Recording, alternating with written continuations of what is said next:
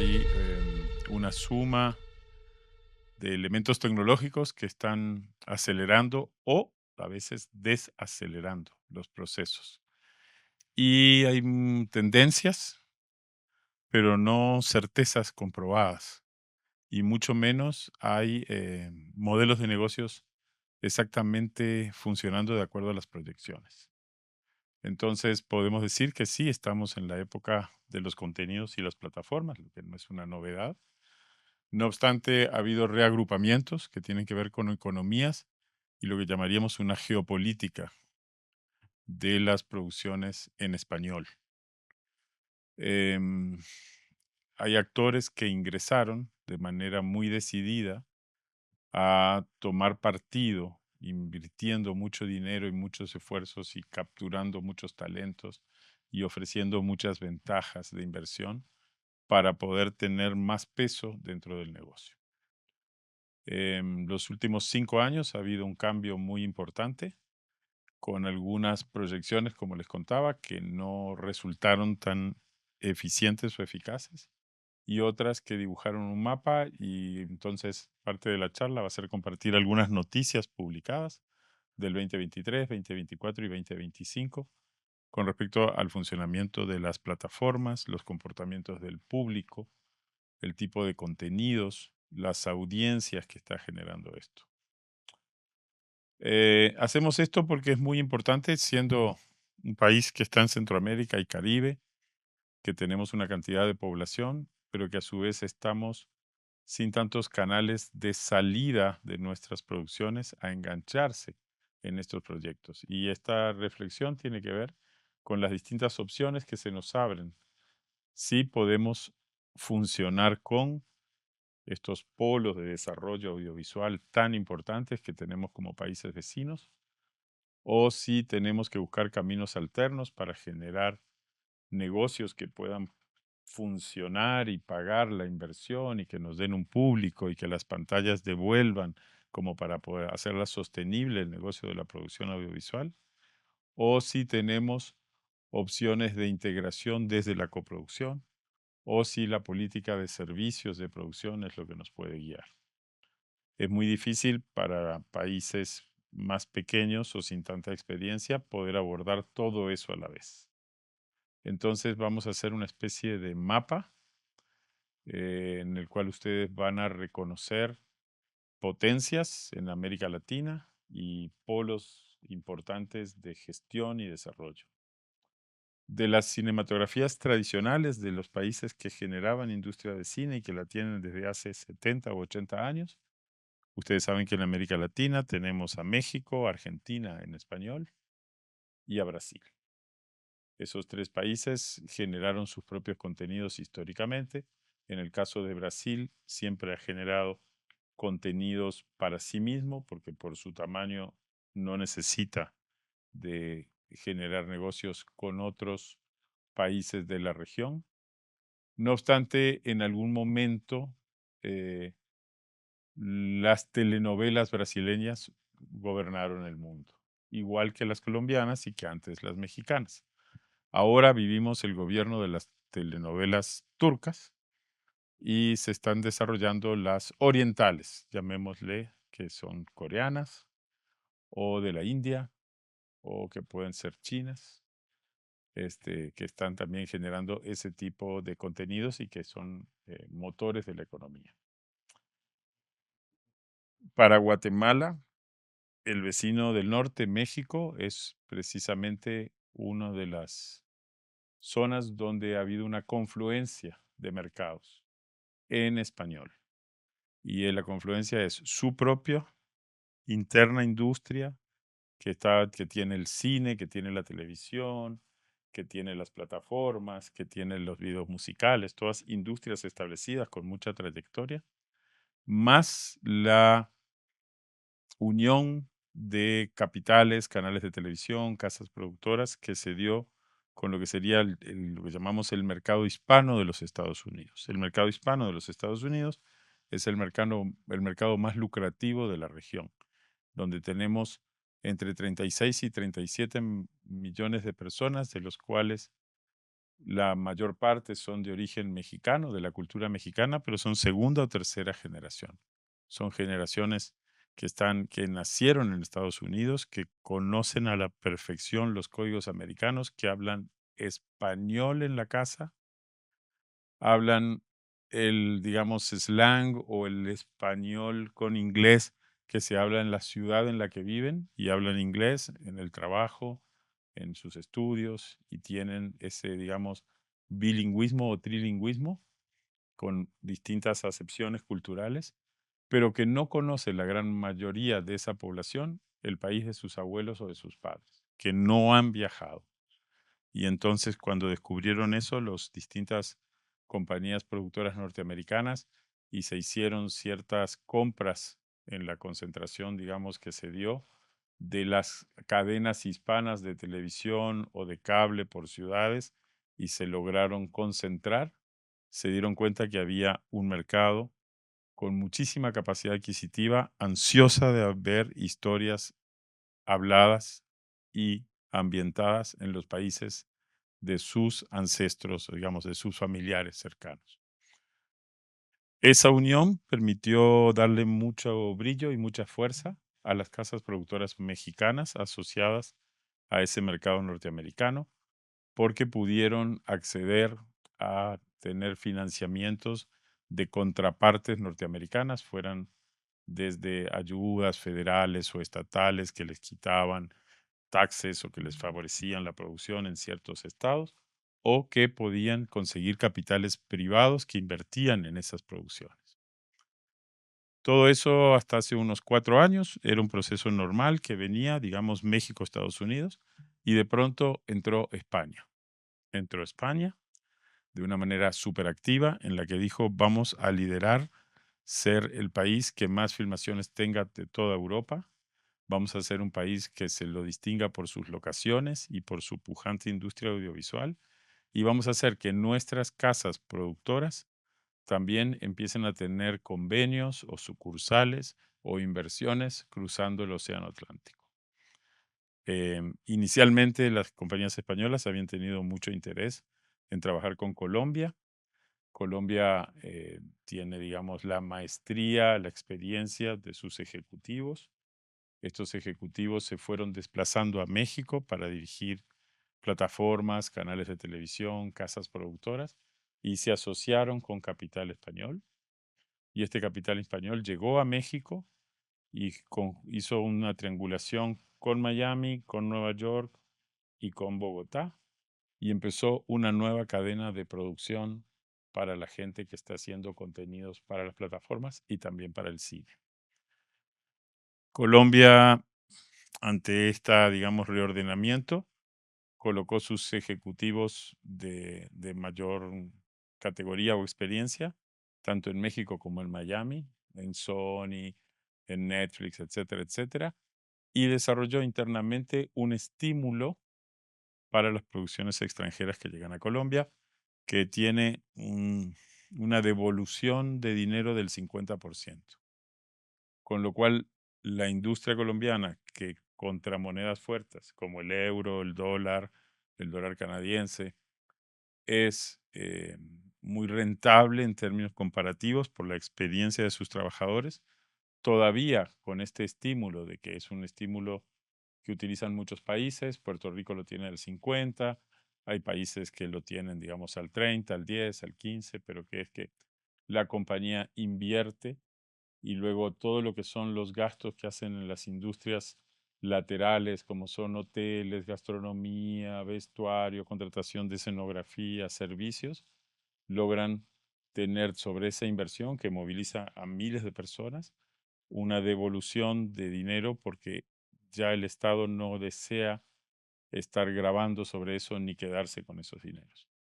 Y eso ofrece entonces un estímulo muy grande a las grandes plataformas de invertir de manera seriada, o sea que no vienen a hacer una serie o una película, sino que vienen con paquetes de 6 series o de 10 películas juntas.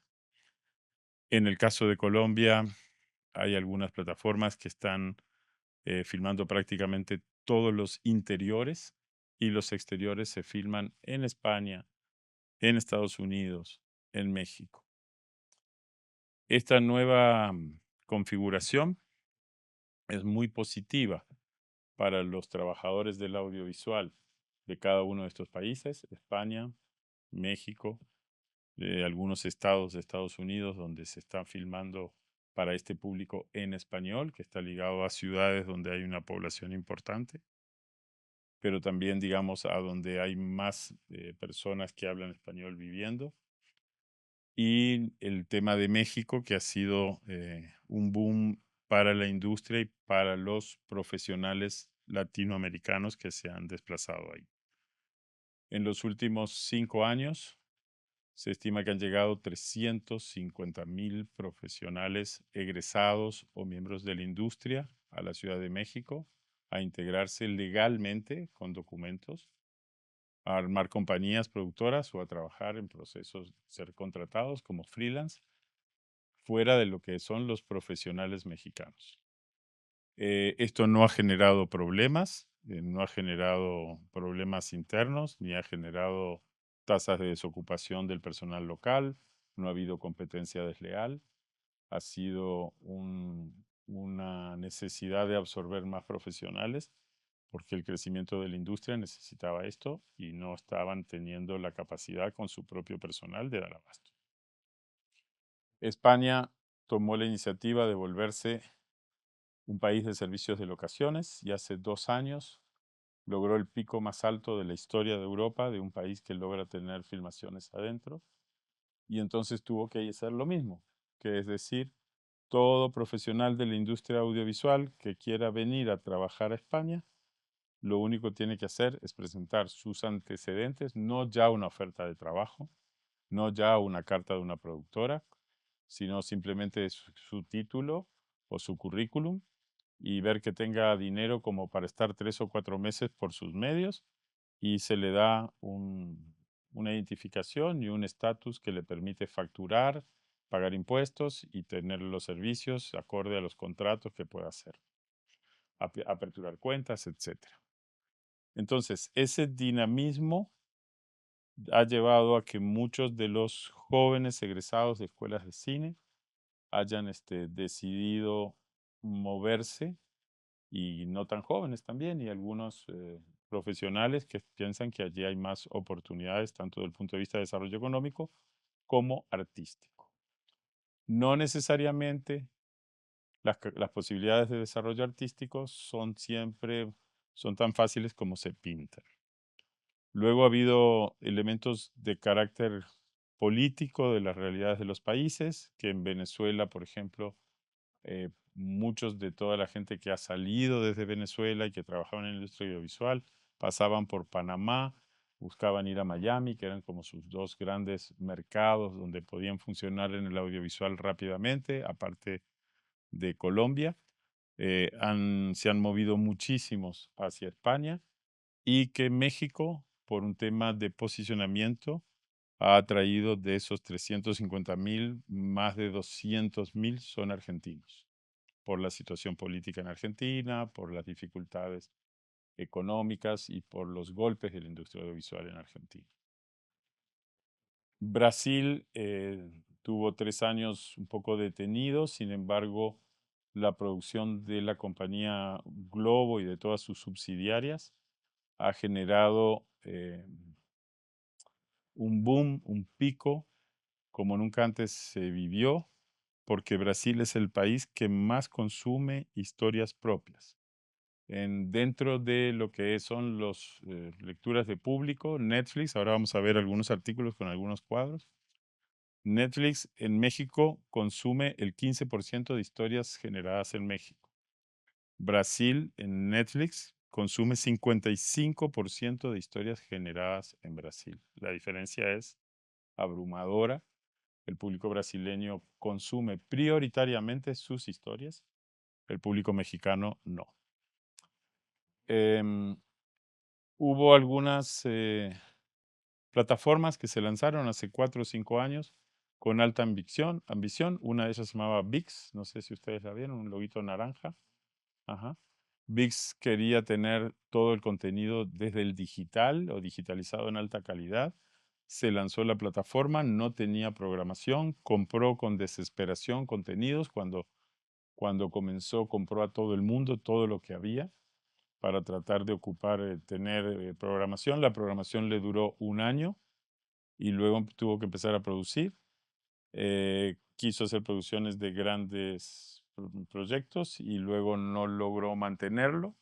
Y hoy por hoy es una plataforma que está en serios problemas y con posibilidades de desaparición.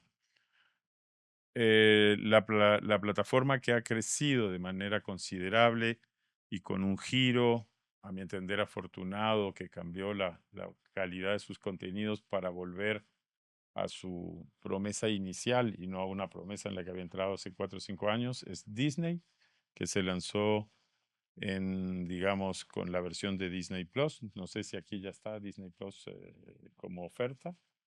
Y Disney se ha consolidado como una plataforma que, que se conecta muy claramente con el mercado hispano y el mercado latino y el mercado familiar, y logra conectarse con los jóvenes, pero logra conectarse con los viejos y le gusta mantener ese espacio en el que es una marca que está aprobada por varias generaciones, ¿verdad?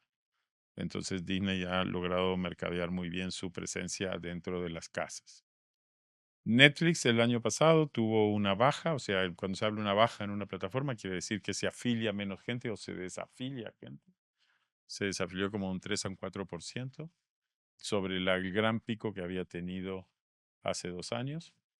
Y, y hay una interesante posibilidad hacia lo que va a pasar en los próximos 2 años, porque en los próximos 2 años va a haber mucho dinero para la producción de contenidos audiovisuales. Hace un mes y medio, quizás 2 meses, Netflix decidió que va a invertir una suma que va a dinamizar la industria, o sea que eso llegarán los coletazos a Guatemala no para que caigan aquí producciones, sino que quizás gente que va a estar filmando va a llegar a Guatemala a necesitar servicios de producción o van a querer algunas compañías generar algunas historias o parte de historia en nuestros países, porque va a poner $1.000 millones a ejecutarse en un año y medio en el mercado de Netflix México. Eso hace que el 2026 y 2027 sean 2 años de altísima producción en los contenidos para estas plataformas. Mientras tanto, Colombia marcha a un ritmo feroz, recogiendo, digamos, el beneficio de estas coproducciones que les decía al principio, donde se filman los interiores.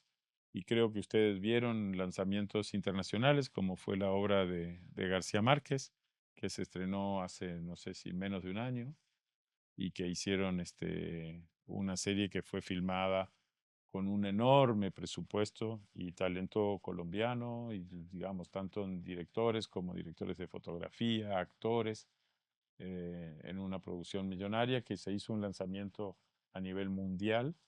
Y en paralelo ocurrió que en México hubo un lanzamiento, creo que también con Netflix, de una obra de Juan Rulfo, que generó también, digamos, en esta tendencia mundial que es a estar ligando las series, como en algún momento el cine, a grandes obras de escritores latinoamericanos. En el mercado del cine de estos países, parte de lo que ocurre, digamos que la estrella de nuestra región es República Dominicana, que tiene un impacto importantísimo en la vida económica y social del país, con de hace más de 15 años una producción creciente, una cantidad de películas norteamericanas y europeas que se filman en los estudios, en locaciones. Llegaron a filmar 30 películas extranjeras, 10 en los estudios de Pinewood. Pinewood es uno de los más grandes estudios de cine del mundo, de origen británico, que su nombre tienen 5 estudios en el mundo y se distinguen por tener el piso de madera y está permitido taladrarlo. Quiere decir que las películas pueden ir y hacer sus escenografías, y Pinewood es un referente de calidad para hacer interiores. Y Pinewood también, junto a un grupo económico dominicano, hace unos 20 años, construyó el mayor acuario que es la mayor piscina que está frente al Mar Caribe, que está tiene 2,5 pisos de profundidad y puede generar olas donde se coincide con el horizonte del Mar Caribe y donde se filman escenas eh, que ocurren en el mar, ¿no? De películas con naufragios, películas históricas, y tiene la posibilidad de hacerlo. Entonces, Dominicana, en el año 2002, yo iba a Dominicana a filmar para una compañía y recuerdo que tenía que enseñar a los chicos de esta compañía a poder usar el fotómetro o iluminar, y había un crew y medio, digamos, o sea, se podría filmar un largometraje, pero no alcanzaba el crew para filmar a dos. En el año, este es el 25, en el año 2015 había 8 crews completos, jóvenes, todos bilingües, que hablaban inglés, todos que se podían filmar películas a la vez, y desarrollaron una ley que estimuló la filmación local, y las compañías productoras más grandes de la publicidad empezaron a filmar cine, y hay una distribuidora dominicana y puertorriqueña que tiene los cines del Caribe, y entonces se lograba generar un efecto económico impresionante.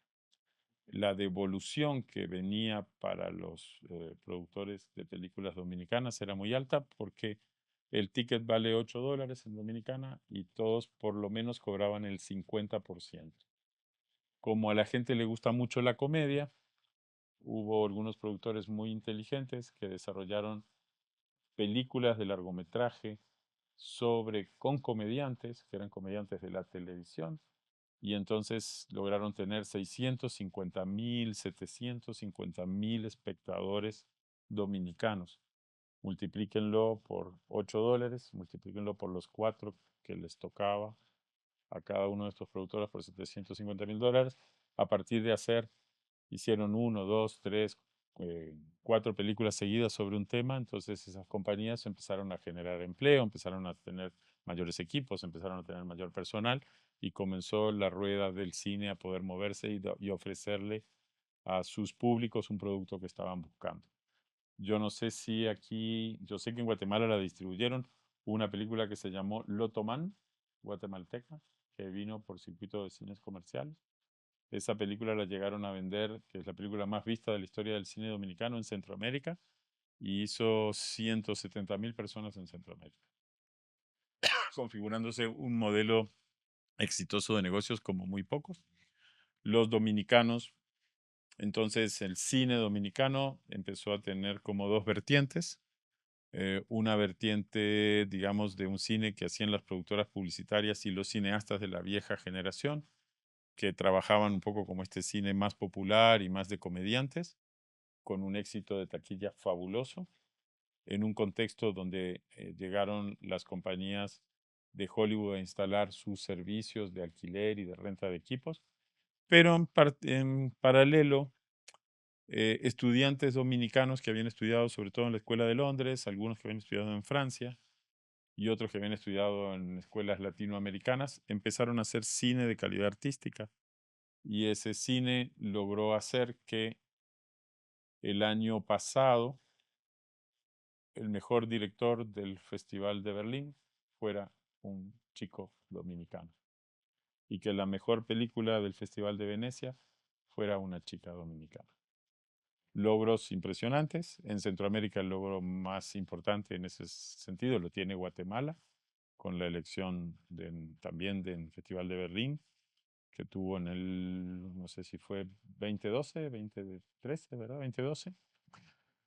Pero eso para un país que, como les digo, en el 2002 no tenía un crew y medio completo, o sea que no podía completar la cantidad de personal técnico para un largometraje, y que ahora tiene 8 o 9 crews y que hacen 30 películas extranjeras por año, es un modelo de desarrollo, y donde hay muchísima gente que está yendo a filmar a Dominicana porque la calidad del proceso es muy alta. Panamá, otro país que ha ido adelante con una fuerza enorme, siendo un país muy pequeño, un país que tiene una población que le gusta ir al cine, que va a ver películas, donde digamos los fines de semana la gente va al cine, pero una población muy pequeña. Desarrolló un estímulo y una ley de cine basado en una visión muy de negocios que la que es la actual viceministra de Cultura hizo en como 3 gobiernos anteriores a partir del Ministerio de Industrias. Entendió que el estímulo que tenía que dar el gobierno tenía que partir desde la modalidad del Ministerio de Industrias y de estímulos a la producción de películas y no tanto a la subvención de cine-arte, sino a la producción de películas y su distribución. Y tiene un premio nacional que ha movido la rueda, haciendo que el cine panameño, en los dos caminos también, tenga públicos, pero los públicos en Panamá, por más que llenes muchísimas salas y muchísima gente, no alcanzan a compensar toda la, digamos, los costos de producir una película en Panamá, porque en Panamá es un país dolarizado y que tiene una relación con la producción con los costos más de Estados Unidos y no como los países latinoamericanos, que de alguna manera, cuando los comparas frente al dólar, la mano de obra es bastante más barata y el alquiler de equipos en algunos países no está a la par que el de Estados Unidos. Entonces, el cine panameño ha ido creciendo. Hay un director bastante famoso y de buen nombre que se llama Abner Benaim. No sé si alguna vez han visto películas de Abner. Abner el año pasado o el anterior fue integrado a la Academia de Cine de Estados Unidos y ya lleva 5 largometrajes y su próximo largometraje lo filma en Los Ángeles, siendo un director que ha generado películas con muy buena crítica y muy buen reconocimiento internacional. Em, en la región, como saben, Costa Rica ha desarrollado no tanto un modelo industrial de producción, siendo un país que tenía un oficio del audiovisual de hace muchas décadas muy consolidado, sino que ha generado un cine y sobre todo un cine de directoras mujeres que ha tenido muy buen éxito en festivales y en crítica a nivel europeo. Por algún motivo que todavía no se termina de entender, habiendo directores hombres y directoras mujeres, las películas de las directoras mujeres han tenido un contacto con públicos a nivel europeo muy alto y que les ha valido premios de festivales internacionales en cantidades asombrosas, 70, 80 premios, una película. Quizás la película más premiada de la historia costarricense es la película del año pasado de una directora que se llama Antonella Sudasasi, pero ha tenido, bueno, ahí estaba Paz, que fue quizás una que tuvo el premio de Rotterdam hace, no sé, 15 o 20 años, pero estuvo Hilda, que no tuvo tantos premios, pero tuvo una presencia en el cine, pero está Alexandra Latichev, y ha habido muchas directoras que han generado y que han salido, muchas de ellas, de escuelas de cine. O sea, Alexandra fue alumna, eh, Antonella fue egresada de una universidad que tiene una escuela de cine. Entonces, en el caso de Costa Rica, el diferencial que tiene en Centroamérica, que está muy aceitado y de muy buena calidad, es que genera buenos servicios de producción a partir del aprovechamiento de sus recursos naturales, que son los parques nacionales. El país que en Centroamérica genera el aprovechamiento de los servicios de producción con más alto nivel cinematográfico es Panamá, donde Panamá recibe grandes películas, grandes producciones de ficción. Hollywood filma películas de acción. 007 se filmó en Panamá. Están continuamente filmándose realities para el mercado de Estados Unidos. Por esa cercanía y esa facilidad que tiene Panamá en términos de menos tramitología, digamos que es menos latina y que tiene un funcionamiento más parecido al funcionamiento del mercado de Estados Unidos. Em, las posibilidades para los cineastas jóvenes o los cineastas con un poco de experiencia en Centroamérica son o el camino de generar sus propios proyectos que tienen que tener un desarrollo y sostenibilidad económica en relación con sus mercados, los mercados por país, primero que nada, debido a que todavía no ha habido ningún ejemplo de una distribución regional que consiguiera ser relevante para poder mover la cadena de una película. Las películas que han ganado premios generalmente no han tenido campañas publicitarias o relación con los públicos determinantes. Mismo las películas de Jairo aquí no son películas que llenen cines por semanas.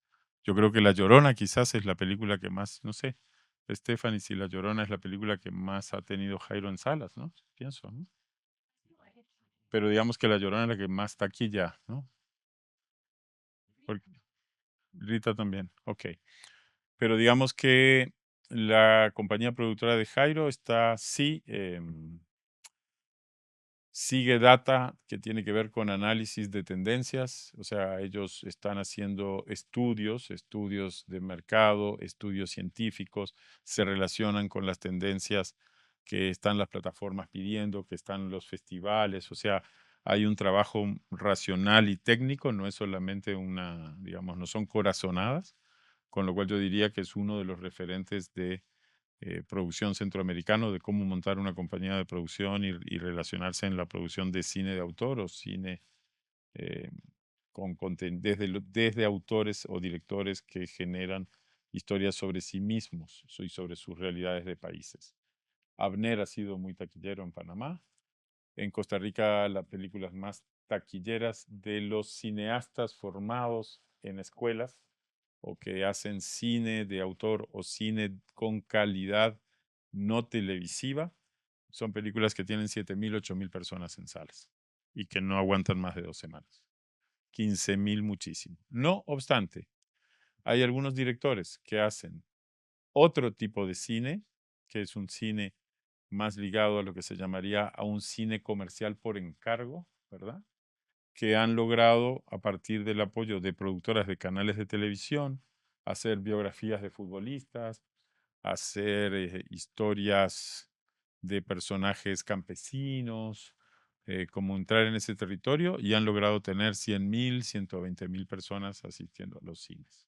Y Costa Rica tiene un cineasta que es un actor y es un director y que ha tenido la capacidad, porque además él hace stand-up comedy, de llegar y generar impactantes películas que en la relación con el público y él tiene su relación digamos, con su público en este trabajo de director, actor. Él vive en Nueva York y ha logrado tener 80,000, 90,000 personas en sus películas en una presencia que se va manteniendo digamos, durante varias semanas y sus películas nunca dejan de tener un poquito de sala llena se mantienen varias semanas en cartel. Hay, entonces, hacia aquellos que quieran aventurar la posibilidad de desarrollarse en esta enorme industria audiovisual en español, que puede ser desde ir a trabajar a Estados Unidos. Bueno, también pudiera ser trabajar en el cine canadiense que toca a los latinos, pero digamos que vincularse con este fenómeno en México o este fenómeno en España. Hay industrias demandantes. ¿Qué necesitan? Buenos profesionales que sepan hacer sus oficios de manera realmente muy eficiente y con alto nivel, porque esos puestos vas a competir contra profesionales que están llegando a esas estructuras desde países con industrias del cine, Argentina, Colombia, bueno, y los propios mexicanos. Este, este fenómeno se ha marcado mucho con la llegada, por ejemplo, en México, la mayor parte de las productoras que en este momento están generando volúmenes muy importantes de la producción publicitaria son uruguayas y argentinas. O sea, hay de las top, hay 2 o 3 mexicanas grandes que todavía pelean los grandes proyectos, pero los proyectos de los clientes regionales son subsidiarias de compañías argentinas o compañías que están en Uruguay, que por su estilo de dirección o su puesta en escena logran llevarse mucho del mercado mexicano. Em, Hay un fenómeno muy interesante que es que las grandes productoras de calidad de publicidad abren en muchas ciudades importantes de América Latina filiales. Abren en Bogotá, abren en Buenos Aires, las mexicanas, digamos. Las mexicanas que son internacionales están en Madrid, están en Los Ángeles, y hay una circulación de talentos atendiendo a los clientes que cada uno de ellos tienen. Los estudiantes en el curso que vimos estos el viernes y hoy han visto los demos y la calidad cinematográfica de los directores y las personas de arte que hacen esas campañas, y son campañas que muchas veces se producen en México o se producen en Argentina para el mundo, ¿no? Y con figuras muy importantes. En términos de presupuestos, yo he hablado con los estudiantes, hay campañas de publicidad de estos mercados latinoamericanos que tienen costos, la inversión en producción es 3 o 4 o hasta 5 veces mayor de lo que puede ser el costo promedio de un largometraje en nuestros países. Quiere decir que en 4, 5, 6 días de rodaje se ejecutan acciones que valen más que filmar 3 semanas o 4 en nuestros países, un largometraje complejo. El, el cine argentino desde hace 2 años, a partir de las dificultades económicas que empezó a tener Argentina, desplazaron las productoras argentinas su funcionamiento a Uruguay. Un ejemplo de eso clarísimo es que el Festival Ventana Sur es el festival más importante de cine y mercado más importante de cine en Sudamérica, que es una filial del Festival de Cannes. Trasladó su sede central, digamos, el año pasado, ya a Uruguay, y porque está atendiendo a esta política de incentivos fiscales que tiene Uruguay, de fondos de estímulo, y donde las grandes productoras europeas están filmando fuertemente en Uruguay series para Netflix y otras plataformas desde hace unos 6 o 7 años, y eso ha generado que las productoras argentinas de mucha calidad que tienen contratos con España o contratos con América Latina para plataformas decidan pasarse a Uruguay por temas de seguridad jurídica, por temas de una mejor plaza financiera y porque allí encuentran también técnicos y materiales que les permiten trabajar con mucha tranquilidad. El panorama entonces es el camino de la resolución de la búsqueda de generar películas de largometraje en ficción. Necesariamente tiene que partir de construir modelos que sean sostenibles desde el punto de vista económico, y en general la manera de lograr esa sostenibilidad es sumando espectadores o sumando mercados de distribución que me den espectadores. Entonces entramos en el modelo de la coproducción cinematográfica, que está muy instalado en nuestros países a través de convenios regionales como es Ibermedia, o lo que tiene que ver con convenios bilaterales. Uruguay-Brasil, ahora Brasil acaba de firmar un convenio con México que va a movilizar mucho, facilidades México-Colombia, donde estas grandes cinematografías se encuentran y montan proyectos de coproducción. Hay un actor de alta calidad que es el cine chileno. Sin embargo, el cine chileno bajó un poquito la cantidad de obras y de grandes modelos de producción como tuvo hace unos 10 años en América Latina. No obstante, la inversión de compañías chilenas de la industria del cine en postproducción ha ido en aumento. Cada vez más las compañías chilenas de postproducción profesionales son dueñas de las mayores compañías de postproducción de Brasil, de Argentina, de Uruguay, de México. Han estado invirtiendo y entrando, y la postproducción chilena es una postproducción de altísima calidad. El cine peruano vivió un momento impresionante, vivió un momento de oro, de eclosión. No obstante, la realidad política y lo insostenible de la situación de gobierno y de control de calles y situación de paros, huelgas, golpes, gobiernos, caídas de un gobierno, caída de un presidente, ha hecho que en términos de la producción cinematográfica no se volviera un destino para ir a hacer una coproducción, porque el país estaba todos los días con un evento social que te volvía muy incierta la posibilidad de estar filmando en Perú. No obstante, el cine peruano sigue teniendo buena salud, y como mercado en crecimiento de la publicidad, el mercado peruano es el mercado que en los últimos años creció más y tiene el mejor producto creativo porque todas las agencias han depositado allí sus creativos y por ende vienen las compañías productoras, siendo el segundo país más premiado en términos creativos en español, lo que es mucho decir.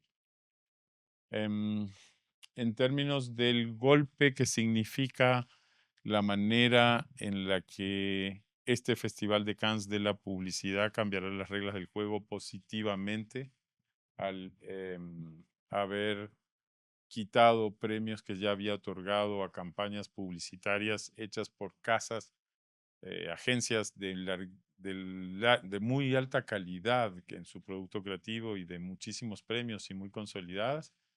eh, bueno, decidió el Festival de Cannes quitar premios de los casos falsos, lo que se llamaba en una época por el invento argentino de los truchos, que era que un departamento creativo de una agencia tomaba a un cliente que tenía la agencia, inventaba una pieza que estaba fuera de la estrategia real y colocaba un comercial que lo sacaban a las 2 de la mañana, una campaña para entonces poder presentar en el Festival de Cannes y de esa manera ganarse un premio, que eran unos premios falsos porque no correspondían a la inversión real del cliente. Y bueno, yo creo que después de 20 años de entrar en esa lógica, se acabó esa ley del juego y entonces se quitaron premios. En Costa Rica le quitaron 4 leones, como coletazo de eso. Cayó una agencia de San Pablo de las más importantes.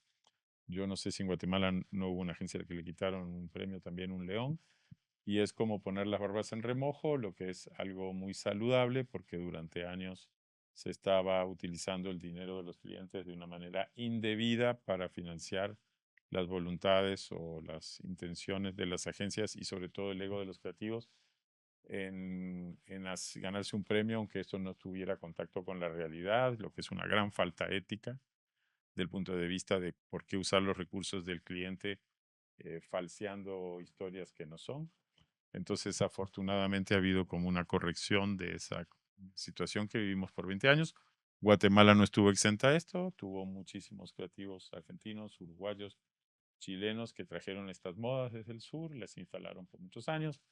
Bueno, todas las agencias han participado y ha habido muchos premios que corresponden a estas campañas que nunca salieron al aire, que son muy creativas en el papel o que lindos videos que tienen, pero que no tienen relación ni con un público, ni con un cliente, ni con un producto. Em, yo creo que es muy importante siempre hacer un énfasis en eso porque si quieres hacer una campaña, digamos, más creativa, bueno, que sea con tus recursos y desarrolla tus ideas sobre tus propias marcas, pero cuando lo haces sobre compañías que tienen otras estrategias, es una falta, digamos, de código. Em, entonces, para los estudiantes hay un estímulo muy alto que es poder integrarse a los procesos de calidad. Y yo quiero siempre hacer un énfasis que estudiantes de una universidad que apuesta por la calidad y que desarrolla una escuela de cine que también apuesta por la calidad de los insumos, de los procesos, de los maestros, no pueden vincularse, tienen que ser muy críticos acerca de qué proyectos laborales se van a vincular en su propio mercado. No porque esa sea la realidad del mercado, es que un estudiante de una escuela de cine, de una universidad en la que se discuten valores y en la que se les dan herramientas que tienen que ver con un comportamiento y una responsabilidad, tienen que ser parte de un proceso en el cual los actores no están quizás cumpliendo con la prioridad de decir el proceso en el que queremos estar tiene que tender a la excelencia o tiene que tener condiciones y garantías para que todo sea justo y sea correcto. Eso quiere decir cumplimiento de las leyes y regulaciones, no estar generando relaciones abusivas de contratación, no tener condiciones de trabajo que no sean buenas, no estar ocultándole información a los clientes, no estar fingiendo costos y gastos. Y lamentablemente en nuestros países, por un tema cultural, eso muchas veces no se le pone atención. Entonces, yo creo que a veces es mejor decirle a los estudiantes, tenga mucho cuidado a dónde va a trabajar, tenga mucho cuidado con quién va a trabajar, mire muy bien cuál es su destino laboral, porque lo importante es que puedas generar un ambiente sano y donde tenga la posibilidad de volcar lo que usted aprendió, pero también recibir con respeto de los profesionales un lugar y que sea una relación que genere sinergias creativas y correctas. Em, Lamentablemente, muchas veces, en aras del entusiasmo de los estudiantes, hay personas que se pueden estar queriendo aprovechar de esta energía desbordante que alguien quiere para poder participar e integrarse. Y bueno, eso es una manera de cuidarse y cuidarnos y cuidar el desarrollo de la industria colectivamente.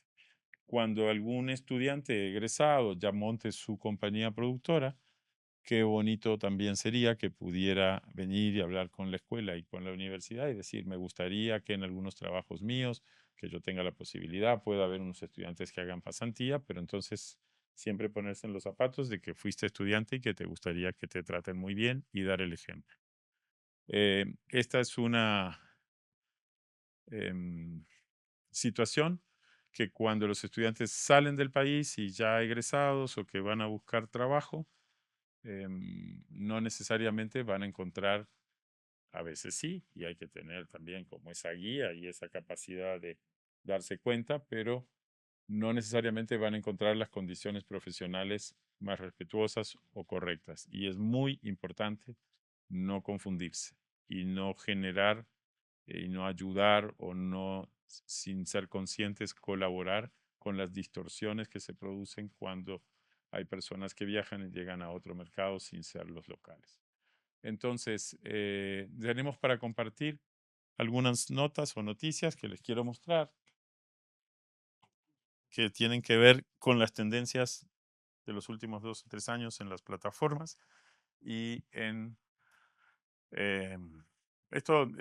A mí me parece muy importante que los estudiantes también puedan siempre leer en noticias, en revistas especializadas y ver eso cuando tengan tiempo de analicen las programaciones que se ofrecen y vean qué tipo de contenidos son los que están desarrollando las plataformas. Esto es de hace 2 años, pero marca una tendencia que hasta ahora es así, que tiene que ver títulos originales disponibles locales, ¿no? ¿Cuáles son las plataformas que más invierten dinero en producciones locales? Y ahí es donde nosotros tenemos la capacidad de vincularnos, ¿no? Entonces, Netflix, Globo son más de 12 compañías productoras de distintos tipos de contenidos y de distribución, y HBO. ¿Ok? Netflix el año pasado bajó un poquito, pero fíjense la cantidad de títulos disponibles en lo que tiene que ver 360 títulos en un año. Esa tendencia no ha bajado y con estos $1.000 millones que va a poner en México va a subir. Y aquí ofrece la información que nos interesa. Es la plataforma con más contenidos originales locales, agrega por mes en América Latina. Ajá. Y que fíjense la cantidad de producciones locales que está agregando. Afortunadamente Netflix, pero tampoco es de fiarse, ya hemos hablado de eso en otros ámbitos, la lógica del algoritmo. Afortunadamente Netflix hace 4 años prohibió películas de narcos. Ya estábamos más que saturados de ver los mismos argumentos, la misma sangre, las mismas exhibiciones innecesarias de situaciones que todos los países viven y que estaba ya demasiado repetida y empezó a darse cuenta que estaba, digamos, tenía que darle al público otro tipo de productos, que eso ya estaba saturado. ¿Cuáles son los productos que el algoritmo informó? Esto es muy interesante, porque ahora eso ya se ha visto a nivel cultural en su impacto, porque es un cambio generacional. Empezaron las historias de horror, lo que se llama cine de terror, a ingresar a las plataformas por encima de las historias de narcos. Y eso es porque el cine de terror tiene que ver con arquetipos que están moviéndose dentro de los jóvenes y porque los festivales más importantes de cine del mundo han considerado que el género ya merece su propia categoría. El Festival de Cannes este año, decidió que Mórbido, que es un festival de cine en México, que tiene más de 20 años, creo yo, o 15 años de existir, se transformaba en el representante del Festival de Cine de Cannes en América Latina y el que forma sobre el género. Y entonces hay más de 20 festivales de cine ahora que están organizándose para poder em, generar películas que van a ir a Cannes directamente si están adentro de ese género. Y esto es una iniciativa de este año. Veamos un poquito, por favor. Esta es la relación de las plataformas y su alcance. Lo más importante es que Globo, tanto Globo en Brasil para sí mismo con Netflix, consume 55% de producción local contra México 15% y el resto de los países estamos en el 15%. Estos son datos del 2023. Ujú. Y aquí hay algo bien importante, que es Disney Plus, Prime Video, Paramount, que son las que tienen, y HBO, que tienen una presencia en crecimiento, digamos, ¿no? Ese fue el último año de VIX que creció y después decreció los últimos dos. Entonces, la recomendación es que también los estudiantes puedan asistir a leer esto y tratar de traducirlo en qué películas. Y por eso es que las productoras locales de cineastas exitosos siempre están midiendo qué temas son los que pueden producir, porque si hay películas cuyo tema llega en mala época y no van a ser comprados o no van a ser distribuidos porque en ese momento los públicos, el algoritmo informa y el público no está queriendo ver ese tipo de historias. Esto es algo de lo que les hablaba. Esto generó que ahora haya un estatus para todo cineasta latinoamericano que si quiere ir a trabajar a España, le dan la categoría y en un mes saca el papel y puede ir a trabajar a España. Lo que para estudiantes de cuarto año que egresen no deja de ser un desafío profesional atractivo y donde pueden agarrar experiencia en rodajes grandes y luego regresar. Es algo que hacen muchos egresados jóvenes que no tienen todavía otro tipo de compromisos familiares. Em, la cantidad de películas ha sido, yo creo que filmaron cerca de 180 largometrajes y 350 producciones para plataformas en un año, en el 2023, creo, 24. Luego cayó un poquito el año pasado, pero esto se ha sentido, no es tanto para América Latina, sino para el mercado de Europa y de Estados Unidos. Las Film Commission, ojalá Guatemala pudiera organizar una Film Commission muy pronto que permita sistematizar y aprovechar las fantásticas locaciones que tiene y que haya una manera organizada y justa de acceder a estas locaciones y al personal y que eso ayude a que venga inversión extranjera al país a generar películas y que ustedes puedan integrarse a trabajar en esas producciones. Pero bueno, esto lo que está logrando también, por eso está esta nota, en destinos turísticos sostenibles. Muchas de las películas buscan además lugares para filmar donde se pueda entender que hay una relación económica, pero que además la promesa del lugar tenga que ver con valores que el público está buscando. Ok, esta es de este año. Lo que les contaba, que bajó un poquito Netflix, aquí está, bueno, ahí se revela, pero que es el líder indudable, Prime Video y Disney Plus. Y bueno, la caída de VIX. Movie es una plataforma de mucha calidad en términos de su programación, pero para un público mucho más especializado o refinado. Y Paramount Plus tiene contenidos de películas de autor, películas muy importantes, pero en este momento hacia el mercado de México y de América Latina están viendo a ver qué pasa. La sugerencia siempre, y por qué están estas notas y por qué es esto, es que mantengan un ojo siempre presente en las revistas del mercado, sobre todo el mercado de producciones en español es un mercado que tenemos que mirar para entender si lo que vamos a hacer o lo que estamos intentando desarrollar también coincide con las tendencias del público y con las tendencias de una eventual compra de una plataforma. Hay, por ejemplo, esa compañía que se llama Just Watch, que te da noticias de consumidores. Hay una compañía que está en Estados Unidos, que es de latinos, que se llama eh, Ojo de Tigre, que te da también las tendencias de compra de qué tipo de película están comprando las plataformas. Y me está faltando decirte que no pudieras trabajar la publicidad sin ver Latin Spots, que es una revista argentina que se instaló en Miami también y que te da las noticias del mercado de la publicidad. En términos de revistas del cine, hay que seguir, digamos, España tiene sus publicaciones que están hablando de cómo es el comportamiento de las compañías españolas y el mejor reflejo para América Latina es leer lo que publica el Festival de San Sebastián. San Sebastián es como hay un encuentro de industria en San Sebastián donde ahí te va diciendo cuáles son las coproducciones en curso con América Latina. Em, Como datos importantes también de monitoreo, una vez al año Ibermedia publica su informe en el cual te indica cuáles son las actividades de coproducción de todas las categorías que Ibermedia está premiando.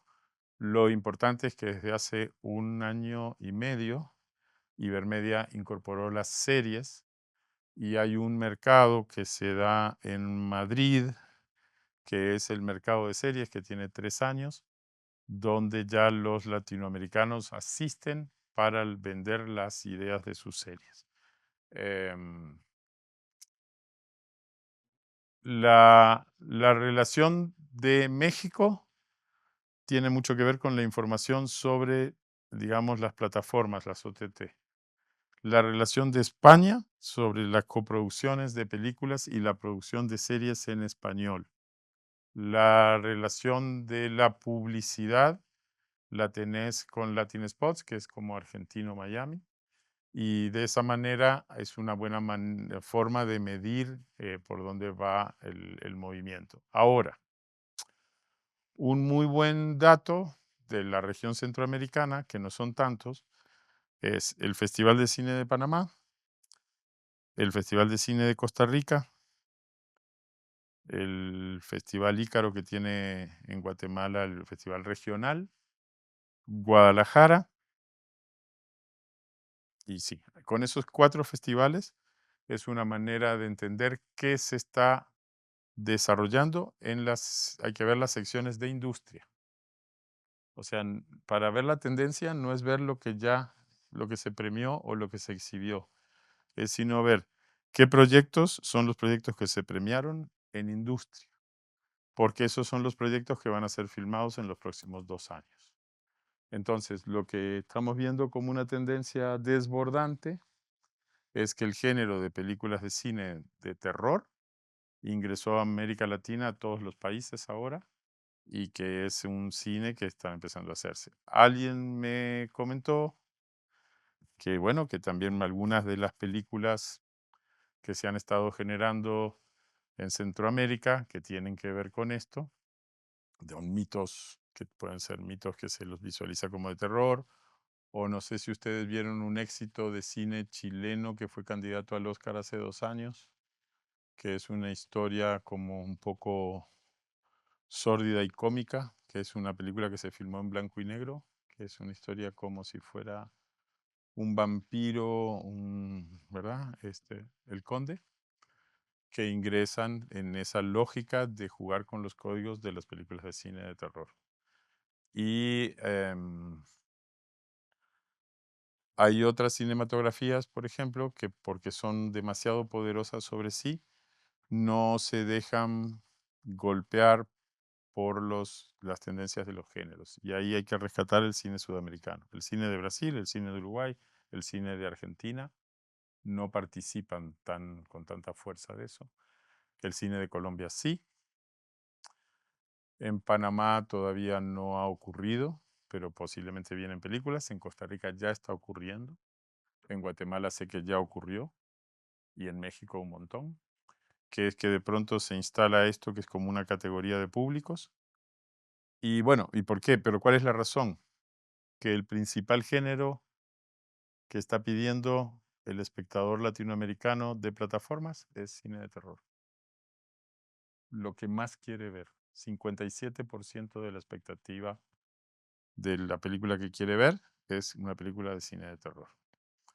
Si les parece, podemos hacer ahora un ping pong o preguntas. No sé si sirve así como una panorámica de por dónde estamos esta información.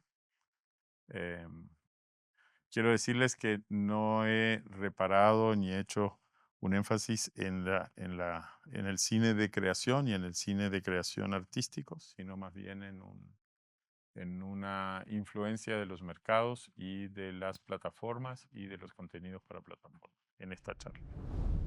Una pregunta muy mal creada, que sería, ¿por qué hablamos más como de un modelo hispánico y no de los modelos otros modelos?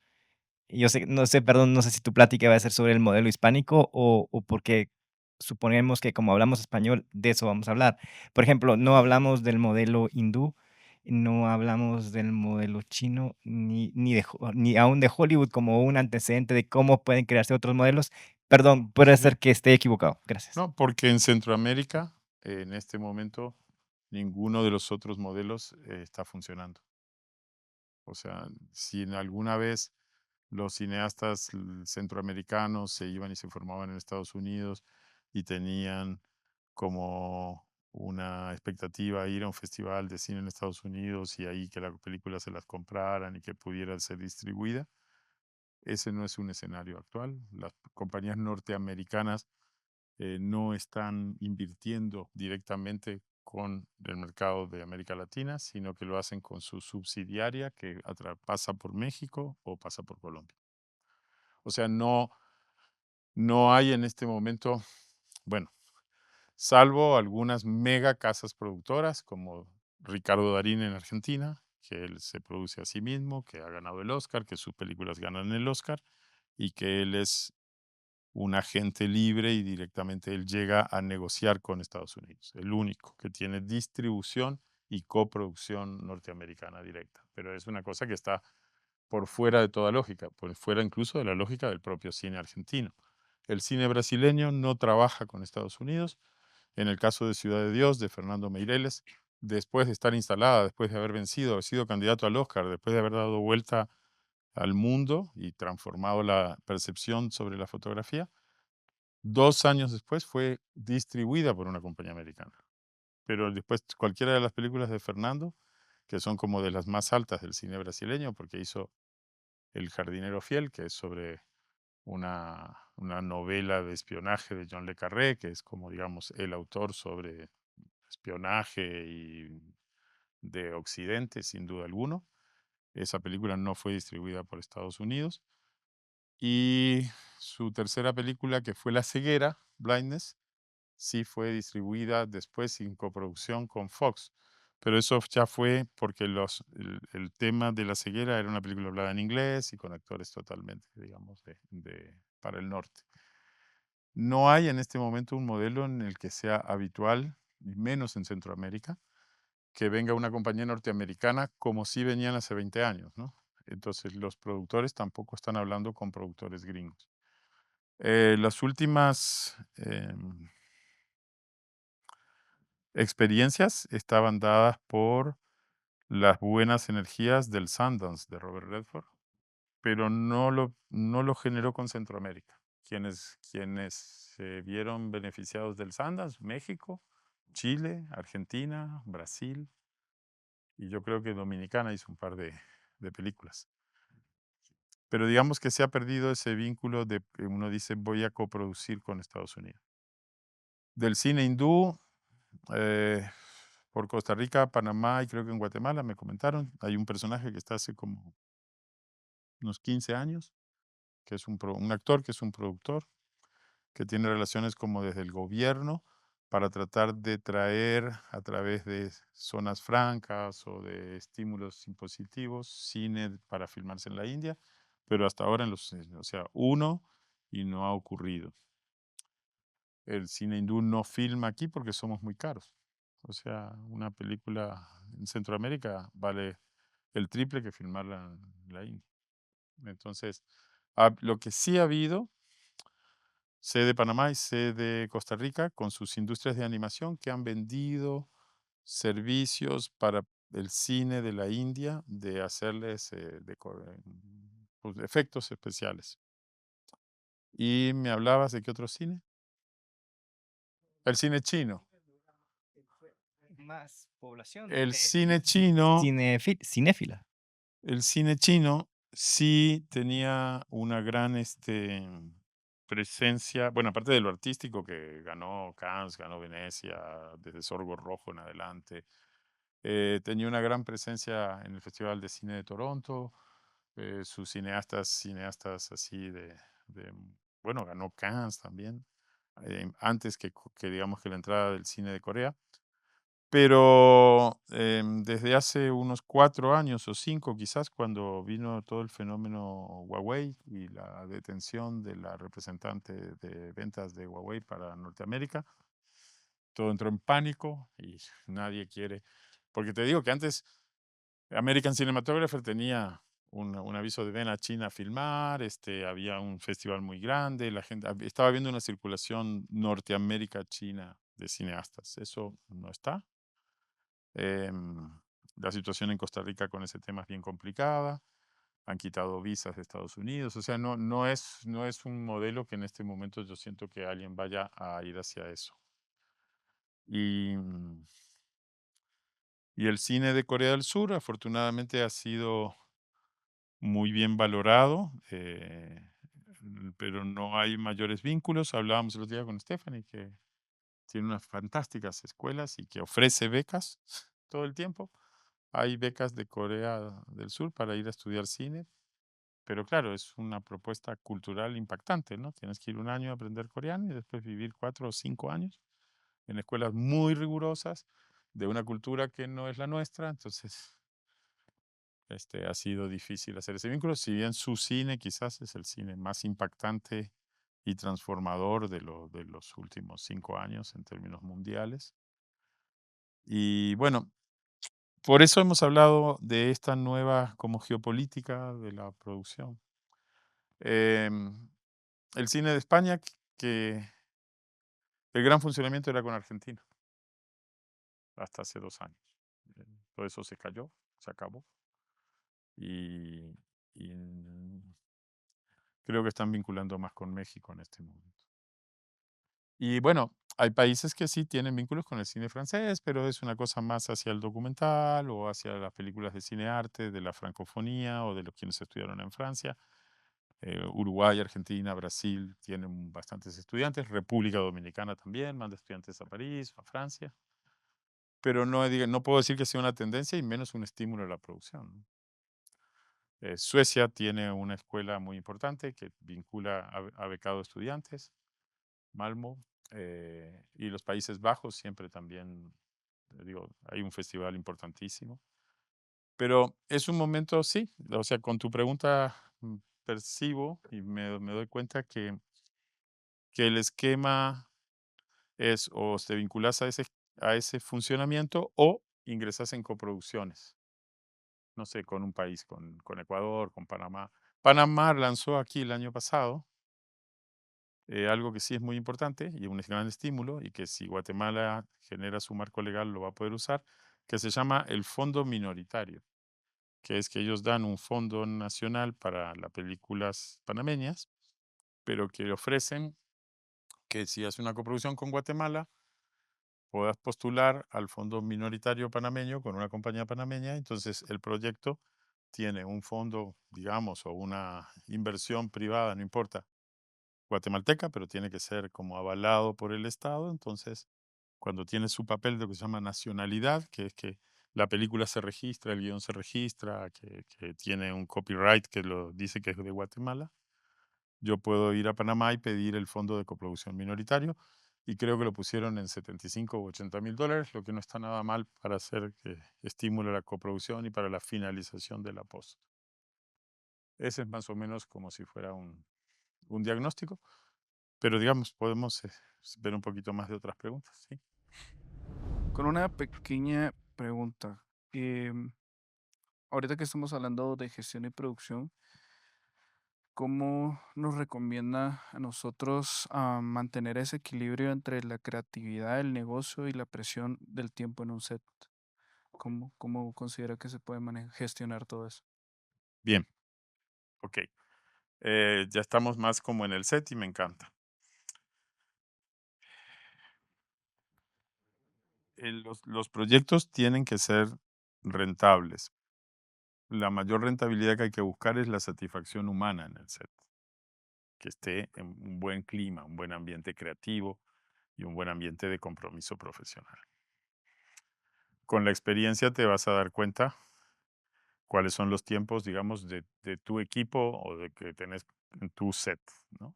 Nadie puede indicarte cuáles son, que no hay un tiempo correcto, porque cada director necesita un tiempo personal de gestión de sus imágenes. No obstante, el oficio es bastante, tiene mucha experiencia sobre sí, las personas que hacen asistencia de dirección o los productores que te ayudan a hacer ese plan de filmación, y uno puede estimar lo normal, ¿no? Lo normal. Entonces, la respuesta es, para tener un buen set, un buen asistente de dirección. Para tener un buen set, un buen productor. Para tener un buen set, un director que los escuche. No un director tirano, no un director engreído o pesado que no escucha a su equipo y que da órdenes, no un director que piensa que su filmación está por encima de la realidad de la actividad que está haciendo. La actividad es una actividad cultural, artística, económica, y hay responsabilidades. Entonces, el director tiene que también saber los límites, y eso está en un insight entre hasta dónde sí y hasta dónde no, ¿verdad? La mayor parte de los directores, cuanto más experiencia tienen, más fáciles hacen las filmaciones. Esa caricatura de los directores tiranos pertenece sobre todo a personas que no tienen tanta experiencia. Em, una persona que admiro mucho y que se llama, que va a cumplir 99 años, o ya cumplió, se llama Clint Eastwood. eh, Se enoja cuando hacen más de 2 tomas, porque dice que porque están perdiendo el tiempo. Que si el actor es bueno, el director es bueno, el fotógrafo es bueno, la comunicación fue buena.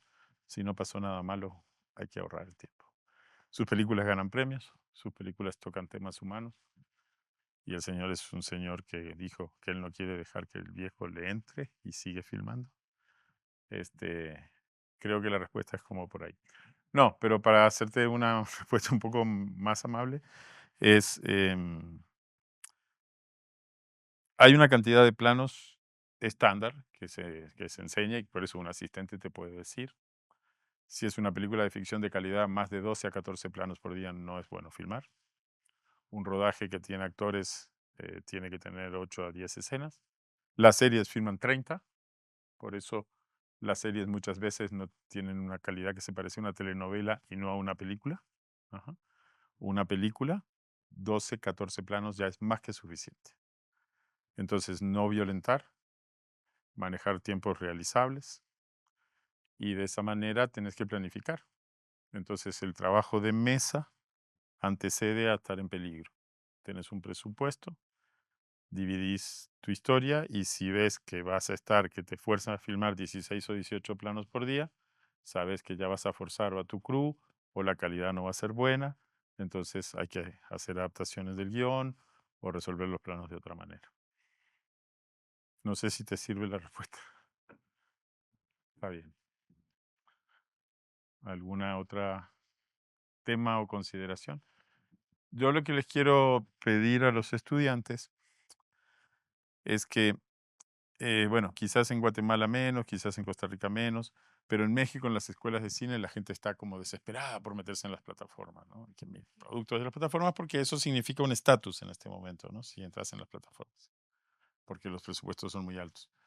Pero creo que nosotros tenemos caminos de productos que nos dan más satisfacción, que los podemos gestionar con mucha calidad. El camino del documental es interminable, las posibilidades que tiene, creativas, estéticas, y hay tantas historias que contar. Los cortos de ficción son una unidad narrativa que tiene el Oscar, que tiene el Oscar. Ahora el Festival Schnitt, que es un festival de origen suizo que se genera en Costa Rica, Schnitt que es un festival internacional de cortometrajes, va a poder mandar materiales al Oscar directo, o sea que todos los estudiantes que quieren hacer cortos los pueden mandar al Schnitt, y si clasifican y ganan el Schnitt, entrarían al shortlist, no al shortlist, a la larga lista de cortos por Centroamérica al Oscar. Yo estimulo que empiecen por hacer documentales y hacer cortometrajes. Y luego piensen en hacer largos, porque la estructura de un largo necesita de más experiencia y de más recursos. Directora. Hola Luis, buenas Hola. noches. Muchísimas gracias por la panorámica que nos das con relación al mercado en general y saber al final cómo es, cómo navegar por todas estas variables que implica no solamente el proceso creativo, sino eso que queremos hacer después, las audiencias a las que nos debemos, las plataformas, la distribución, que creo yo es uno de los mayores desafíos que tenemos en la región. A veces sacamos la película y luego no sabemos exactamente qué hacer con ella. Y yo quisiera hacerte una pregunta en relación a las conversaciones que hemos ido teniendo y como para seguir fortaleciendo el diálogo que tenemos acá con respecto a qué es la academia, Gracias. cuál es la diferencia, Gracias. si hacer cine, que es lo que hemos discutido, hacer cine no requiere Gracias. un proceso en donde yo tengo que pasar tantos años aprendiendo hacer cine? Y esa es la gran pregunta que en muchas ocasiones a mí me hacen todo el tiempo y trato de explicar, Muy bien. pero me gustaría mucho que lo discutiéramos en este espacio porque Sí. qué sentido tiene, ¿no?, la formación artística en un contexto de lo que significa la academia y cuál es la diferencia entre hacer cine dentro de una escuela de cine que apela a la academia y a ciertos parámetros importantes y el cine que yo puedo ir a hacer allá afuera tomando una cámara y juntando un grupo de personas consiguiendo financiamiento y entusiasmo. Entonces me gustaría saber tu opinión Claro. acerca de eso como alguien que se ha formado en estos dos mundos. Muchas gracias. Te la voy a contestar completa, pero creo que los estudiantes que hicieron el curso pueden dar ejemplos de lo que es la academia. Y si alguno me ayuda, porque practicaron y vivieron la academia, conocieron unas bases conceptuales que las pudieron ver con una explicación que tiene un marco teórico. E inmediatamente aplicaron esos principios con sus manos y con su experiencia. Lo llevaron a la práctica. No es lo mismo no tener ese bagaje que te permite ordenar cuáles son los elementos conceptuales. Y entonces mucha gente podría hacer esa luz que hicieron ellos a partir de la imitación o de una observación, pero no desde una reflexión. Y menos aún desde poder entender que esos elementos que caracterizan un género tienen un pensamiento de muchísimas personas y muchas referentes culturales. Entonces, el vínculo de la academia es que te vinculas a través de una película con una época, con una manera de sentir, con una manera de pensar, con una manera de ver, y eso no lo puede dar ningún otro ámbito. Ese ámbito se logra en un estado de intercambio entre maestros y alumnos, discípulos, pero en un estado de cierta apertura para dejar que uno pueda encontrarse con esas referencias. Y el mundo profesional no tiene la facilidad de generar esos ámbitos. O sea, esta sala con estos estudiantes, esta pantalla, estos profesores, esto genera la academia, porque nos permite estar en el momento en el que podemos intercambiar. No hay academia si no hay intercambio. Ahora ellos inmediatamente lo ponen en práctica. Cuando lo ponen en práctica, adquieren una técnica, pero sobre todo adquirieron una formación que los referencia conceptualmente. Y eso es lo que yo creo que me gustaría. No sé, Carlos, que lo dijiste ayer, Bárbara, ustedes que tanto tienen la mirada del director, si quieren contarnos qué piensan de la pregunta de Estefan, porque academia es que ustedes también nos lo puedan conversar. Bueno, respondiendo y añadiendo a la pregunta de Stephanie, bueno, primero que nada, muchas gracias por toda la información. Realmente es bastante valioso saber cómo funciona el mercado y más que todo que nosotros nos estamos introduciendo al mismo. Es bastante valioso, entonces muchas gracias por tu tiempo. Em, pero añadiendo al diálogo que estaba haciendo Stephanie con la pregunta, Pues la manera en que lo puedo hacer es con una metáfora. Creo que em, cualquier persona te puede dar consejos de vida. Cualquier persona, cualquier amigo, cualquier colega te puede decir, esto está bien, esto está mal, pero no cualquiera puede ir y decirte las cosas desde el psicoanálisis. Entonces estoy diciendo como que existen consejeros y existen psicólogos, por así decirlo. Entonces, regresando al punto, yo considero que así como en el cine existe, ya sea la cinematografía fuera o dentro de la academia, ese fuera de la academia son esos consejeros, esas personas que a prueba y error uno va intentando y sin embargo ya la academia, yéndonos con la referencia de los psicólogos, pues son las personas que tienen todo el contexto académico, valga la redundancia, que les permite hacer ese análisis de una manera más profunda y como tú decías, lo de las luces, em, puedo poner el ejemplo mío específico, que antes del curso, antes del workshop que tuvimos contigo, pues yo miraba una luz y yo decía, ¿cómo hago lo mismo? ¿Va? Y antes de tener toda la información sobre las luces y cómo funcionan, y que es muy diferente alumbrar que iluminar, entonces realmente ahí fue donde aprendí a iluminar. En cambio, si no estuviera en este proceso educativo, muy posiblemente hubiera aprendido a alumbrar, no iluminar. Yo creo que tal vez nos toca desaprender para volver a aprender, porque a veces uno tiene ciertos conceptos y, por ejemplo, ahora que vine a este taller, entonces eh, tuve que modificar algunas ideas.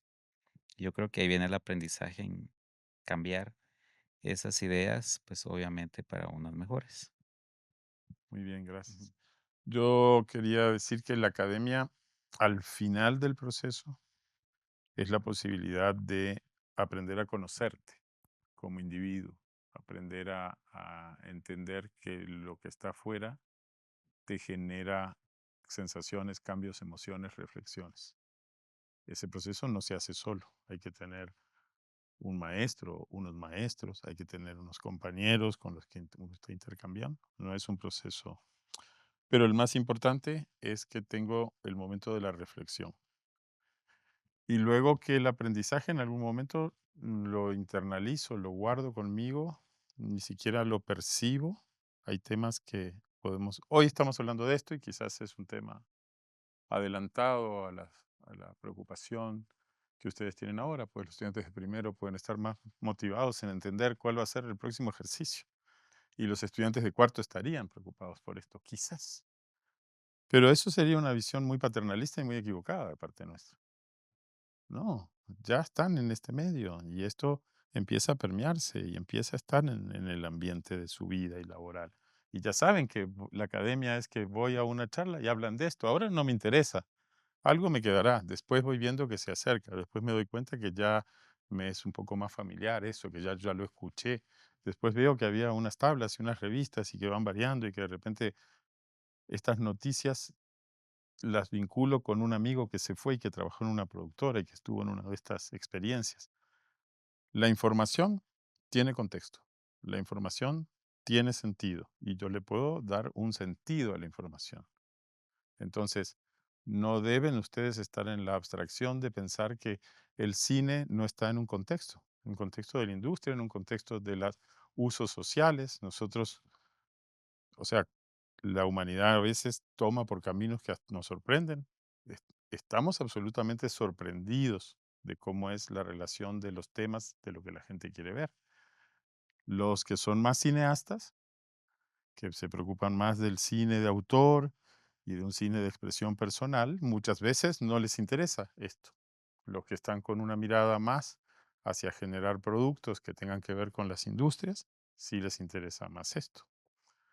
Nadie puede decir hoy por hoy que las plataformas no cambiaron la manera de percibir el fenómeno del cine. Yo no sé si ustedes hace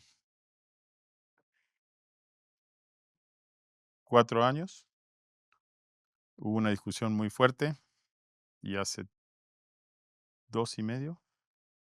Inicialmente no se dejaban que las producciones para plataformas participaran de los festivales de cine. Entonces Cannes no aceptó. Luego, si estrenabas en plataforma, no podía estar en salas. Scorsese dijo, y Coppola se enojaron un montón. Y hubo happenings, episodios mediáticos, que la muerte del cine que conocíamos era esta manera de las plataformas. Una muy querida amiga, Helga Stephenson, señora de la reina por su contribución al Canadá y a la cultura, fundadora del Festival de Cine de Toronto, gastó 6 meses, 9 meses casi hablando con Netflix para hacer unos arreglos. Y ahora usted estrena en el Festival de Cannes, que sí acepta una producción de Netflix. Usted puede presentar su película una semana primero en cines, como fueron las últimas grandes películas de grandes directores producidas por Netflix, y recién una semana después va a la plataforma.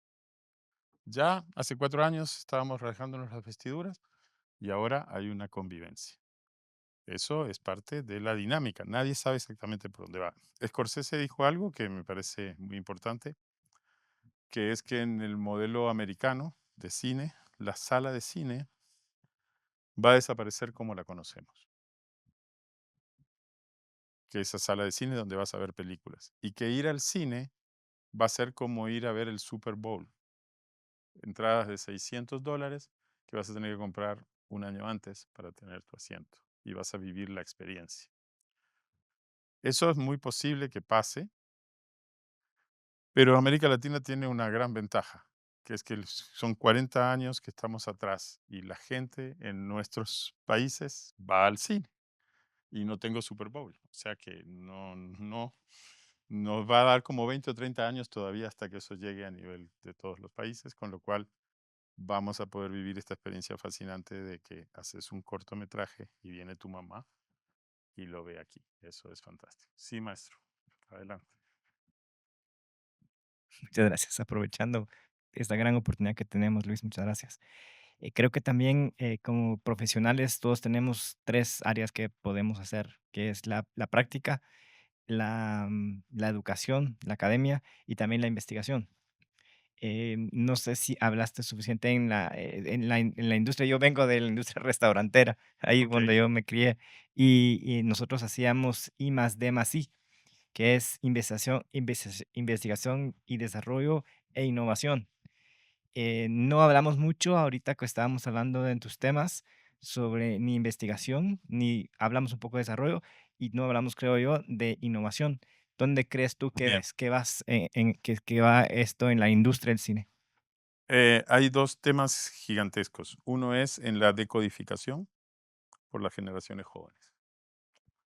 No sé si se dieron cuenta que hace un año de las plataformas de Instagram, de canales, digamos, de plataformas, empezaron a poner las telenovelas o las películas o las series de Netflix en formato vertical en unas versiones súper compactas así. Y la gente las ve en el bus o en el metro o las ven así en el trabajo escondidas y van viendo una serie o una novela y la gente la ve en vertical. Eso, en las generaciones antiguas que veían en horizontal, implica como ver un resumen de la historia para no perderlo. Es como estoy en la noticia. No sabemos qué implica el cambio a nivel de la organización del pensamiento en narrativa de ver en vertical. Todas las noticias que hay sobre eso no son buenas. Se ha dado un proceso de fragmentación del pensamiento en el área visual y en el del conocimiento, y la pantalla vertical está quitando retentiva y paciencia y tolerancia y capacidad de escuchar y de ver una historia en el tiempo. La satisfacción de la telenovela era el culebrón latinoamericano. Eso hay teoría escrita. Era que todos sabemos cómo empieza y cómo termina. Y la satisfacción era la misma que tiene un hijo pequeño cuando le pide a sus padres que le cuenten el mismo cuento todas las noches para dormir, que ya sabe el final. Y lo que quiere disfrutar es que se lo estén contando y el proceso. No le interesa que le cambien la historia. Nosotros todos vivimos años de ver las mismas tramas, las mismas películas, y nos gustaba el proceso. el tiempo que llevaba el cuento. Todo el cine está construido desde esa lógica. Y un antes y un después. No se editan las historias. 007, que es el mismo personaje en 25 películas, es ese agente que es un héroe, que es un seductor, que hace un montón de cosas dificilísimas en lugares especiales y siempre va a ganar. Nunca va a morir, nunca va a salir mal, siempre va a ganar. Sabemos, o sea, es lo menos, no hay ninguna variable. Lo que nos da satisfacción es asistir a ese proceso. No sabemos ahora, con la descomposición y la fragmentación de las historias, hacia dónde se va. Lo que sí sabemos, que no necesariamente nos gusta, es que el algoritmo que marca las historias o que marca la programación, que es peor que el que marca las historias, hace que abrís Netflix hoy aquí en Guatemala y vas a tener un 75% de películas coreanas, o sea, series coreanas, hindú, de Pakistán. ¿Que alguien me puede explicar qué vínculo tienen con Guatemala? ¿Con nuestra cultura? ¿Cuál es el vínculo? Y como están ahí, hay gente que las empieza a ver, violentando todos sus códigos culturales, porque además no tiene nada que ver, o sea, las relaciones. Es muy atractivo, sin embargo, paralelo a eso, que las telenovelas turcas que ocurren entre castillos y familias que se pelean de una manera casi mafiosa, así como señores unos contra otros, muy violentas, pero se roban las novias y las esposas y eso es todo. Sin embargo, la gente las disfruta sobremanera por ver 60 capítulos en que pasan de entre eso, o sea, la historia no evoluciona y se pasa ahí. Entonces, la reflexión sería, la investigación, estamos en nuestra cultura occidental de la narrativa, enfrentándonos a un final de era en el cual nosotros mismos vamos a romper con lo que sostiene la narrativa occidental, que tiene que ver con unos personajes, con una manera de contar. Estamos rompiendo la dramaturgia creada por los griegos, estamos impidiendo los viajes de nuestros héroes. Nos interesa más ver un final en un teléfono a los 3 minutos que saber cómo le fue, si el gran guerrero volverá. Entonces, eso es un paradigma a descubrir que da mucho miedo, porque no necesariamente un latinoamericano o un iberoamericano o un latino, digamos, integrando las culturas italianos, los griegos, vivencia un mundo fragmentado, porque en nuestras cunas nosotros somos de una narrativa oral donde nos hicieron un cuento de bebés y ese es el cuento que sostiene esto, la clase. En la clase hay un cuento. Entonces, ¿aprenderá la gente a partir de nuevas estructuras? ¿Ya la gente no querrá escuchar las historias? Esa es la gran pregunta. Es una pregunta abierta, por supuesto. Investigación, lo que hay es una investigación profunda de mercados, sobre todo por parte de las plataformas. Algunas casas productoras también investigan fuertemente sobre las probabilidades en función de los personajes. Y lamentablemente, ya hablábamos de esto con Stephanie en los primeros días, se vinculan otras agendas que son exógenas o externas al hecho cinematográfico o al hecho audiovisual, que tienen que ver con realidades de modas o de política. Entonces, por ejemplo, hace 6 años atrás salió una ley de los guiones, que es que ya no podía haber, que para toda película que fuera a salir en plataformas tenía que ser la confrontación entre dos personajes femeninos fuertes. Pero, ¿y por qué no pueden ser dos masculinos o un masculino y uno femenino? No, dos femeninos fuertes son los que sostienen la atención de la serie. Y ustedes no sé si han visto que inmediatamente se instaló eso, todas esas series empezaron a tener heroínas y malvadas contra heroínas y de repente había 50 protagonismos de mujeres en los roles de antagonistas y protagonistas y uno pensaría, pero eso fue, eh, ¿por qué pasó eso? Bueno, eso lo generaron algoritmos, no lo generó ninguna reflexión. Y eso monta la pregunta de si nosotros queremos que nuestras narrativas estén guiadas por algoritmos que supuestamente no tienen un autor humano. ¿Quién está indicando cómo son las historias? Entonces, para que Netflix te compre la historia, tenés que escribir que sean 2 mujeres, si no, no pueden ser. No puedo poner a 2 señores. En mi historia aquí en Guate pasó que se peleó don Fernando con don Mateo y esa historia quedó en el pueblo por 400 años. Esa historia no la podemos filmar. Ahora hay que inventar que es Rosa y María. Esa es una reflexión de cultura contemporánea. Como hablábamos también, hay demasiadas buenas historias que tenemos nosotros, como estar preocupados por la falta de creatividad, y lo que más nos sobra en nuestros países es la capacidad de la creatividad, porque la gente, para sobrevivir las inclemencias del tiempo, de la geografía, y humanas y económicas y sociales, todo el tiempo está creando. Entonces no necesitamos caer en esa angustia de que esa realidad del algoritmo y la máquina va a llegar a Guatemala. Tenemos demasiadas buenas historias por contar, que podemos contarlas despacito, y yo pienso que una escuela como esta tiene toda la posibilidad de desarrollar el talento natural de sus estudiantes.